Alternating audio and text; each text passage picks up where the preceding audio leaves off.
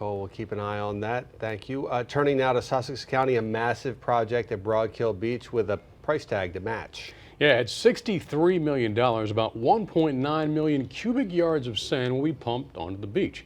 And today, DENREC, the Army Corps of Engineers, and elected leaders gathered to see the project.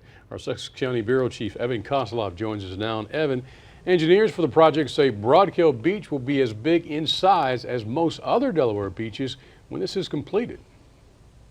Good evening, Paul. And clearly, 1.9 million is a big number, but seeing is believing.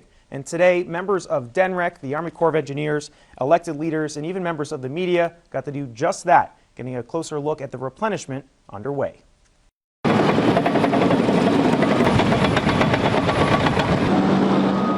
There are a lot of words for the sights and sounds of beach replenishment. Randall Gruden of the Army Corps of Engineers has two. Enormous or ginormous. And he's not wrong. The year-long project, already a couple weeks in, will add nearly 2 million cubic yards of sand to this beach. Right now we're at 45,000 cubic yards of materials in place as of today. Total placement will be 1.9 million cubic yards. This is just a drop in the bucket as to what's going to be placed on this beach. A very big drop. Very big. Now let's talk scale here. Over my right shoulder, you could see jetty after jetty sticking out into the water. When this is all said and done, every single one of those will be covered in sand as the beach will be pushed out by almost a football field. And if you take a look from Chopper 16, you can see the scope of the project. The sand comes from the Delaware Bay. This project is one of 8 dredging projects along 102 miles of the Delaware shipping channel, spanning from the Port of Philadelphia to the mouth of the bay. This is sand that's been pushed over here by the dozers. Tony Pratt from DENREC says that this project will literally turn back the clock. 50, 60 years ago, this beach might have looked this good.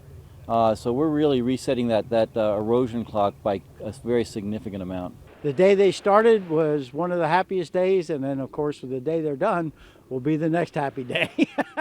Jim Bailey, president of the Broadkill Beach Preservation Association, says it's like Christmas morning. We get up each morning and there's a new package to be seen as they slowly are making their progress. Progress that is expected to be all done by next April. All right, now the federal government will be paying 65% of the project. The remaining cost will be covered by the Philadelphia Port Authority. Delaware will not be responsible for any of the costs. From the Sussex County Bureau, I'm Evan Koslof. Back to you guys. All right, Evan, thanks very much. Of the many elected leaders at that event today, 2 out of 3 of Delaware's congressional delegation were in attendance, and we caught up with them after their tour to get their reaction.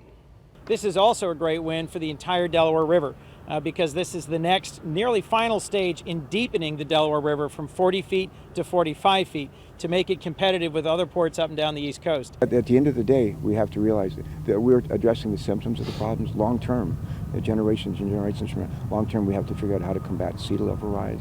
And that's not just a challenge for Delaware, but that's a challenge for our country and for the world. Again, that project expected to be complete by April of 2016 at Broadkill Beach.